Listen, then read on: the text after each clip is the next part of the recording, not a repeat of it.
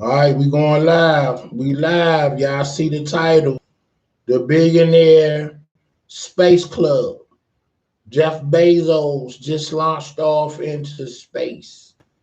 Sir Richard Bran did it a couple of weeks ago, and Elon Musk will be the next billionaire to go to space. And I'm like, what is this all about? Um, if y'all fans of Biz Markie, go back to one of his early CDs or records. He talked about going to space. Once he got rich, and it's just crazy that he just died, and everybody going to space, and he was wealthy, not on a billionaire status, but he probably could have bought him a ticket to go to space once they really start making it an official excursion that people can who can afford it buy tickets to go to space and be on one of them space rockets or whatever, so um it's a movie that's out there that I want you to pay attention to. Oblivion with Tom Cruise.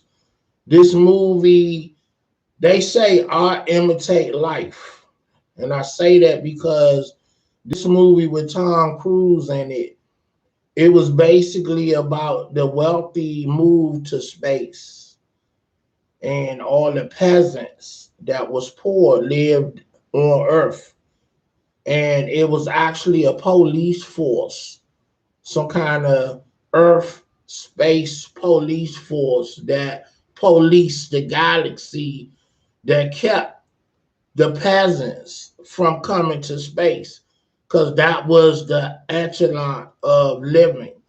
If you could have got to the galaxy and in space to live, you were wealthy in that movie. So it was people actually, as they say, being stowaways, so people will come back to Earth. I guess rich people still had to do business here on Earth in whatever capacity and then go back to space, to the hood, the wealthy neighborhoods in space. So I'm like, you know, maybe in 50 years, this might be of real existence. I mean, I'm just wondering what you think, and that's just what gets me thinking, because Jeff Bezos just said, well, we could start sending people to space on a norm to get the experience. But what is the agenda for real? I know we always was trying to see if there were life on different places of the world or in space, because they say wherever there's water, there's life existing. So I do believe we're not here alone on Earth or in the world or the galaxy. We're not by ourselves, you know. But I think we are the superior uh, beings, you know. We are the apex. So, and if there is existing aliens and things in that nature, do I really want to see that? And what would that look like, to the human race? And what would that mean for the human race? You know what I'm saying? So, you know, that's just stuff that I sit around and think about. What you think about it? What's your thoughts? Give me some feedback on that. But go watch that movie, Oblivion, Tom Cruise. And if I got the movie wrong, shout me out and let me know what movie that is. But if you into sci-fi, that was an actual movie. And there's other movies that kind of touch on that. They trying to make life in the galaxy, in space.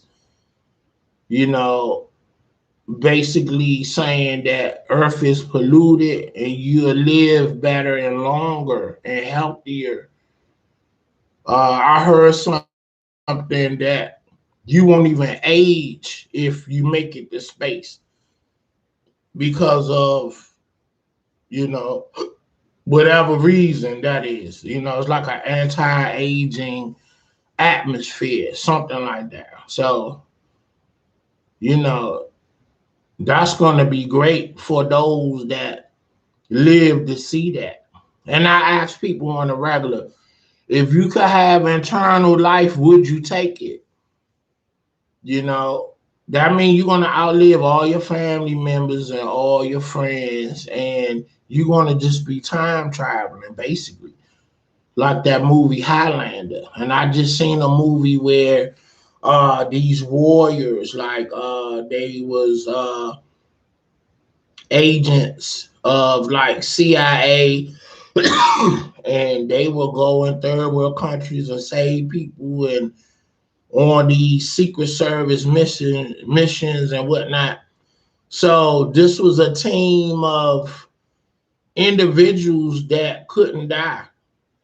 So they chose to live their life fighting the fight for the embetterment of mankind. Anybody trying to create plagues and all that, they was going to get them. And the movie, uh, the star of the movie was the guy that he been in a lot of movies, and the only one that I can really uh place him in is with Denzel. He was the Inside Man, the black guy, the co-star of Denzel. I think he's an African guy. He has an African name. I forget his name, but if you're familiar with the movie Inside Man, the other brother that was the lead co-star, he's in that movie I'm talking about. you know, and he was like the handler of these agents that were immortal, that couldn't die. So again, would you take eternal life? That means you're gonna live forever, you never die. You're gonna outlive everybody. And I just think, depending on what day you ask me, if God asks me, would you like eternal life? I would really have to think about it. And I really believe each day will be a different answer. Yes, one day, no, one day.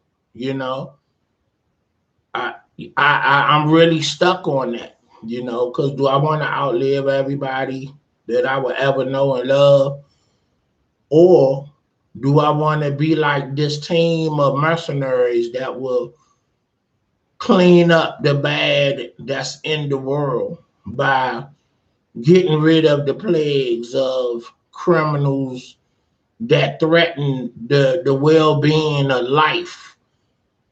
So if I did have eternal life, I will be the first to sign up for that crew because I can't die. But I'll go and wipe everybody, that threaten mankind. So yeah, that would be a good team to be on. You know what I'm saying? So that's just stuff I think about. So what do you think about? Let me know. All right, I'm out of here. I'm get ready. Come at you with another piece. So peace. And you know what? Shout out to Lord Jamal from Yada Podcast. He taught that the 5%ers taught him that this is the original peace sign. And it makes sense because that's togetherness. Peace means peace and well-being and togetherness. So that makes sense. I don't know when it get to be like that. So just hipping you to some info. This is the original peace sign. You know, Honestly, I think this came from the Native American when they greeted each other. This was the peace sign. I'm just thinking, I'm not accurate or sure, but it seems right.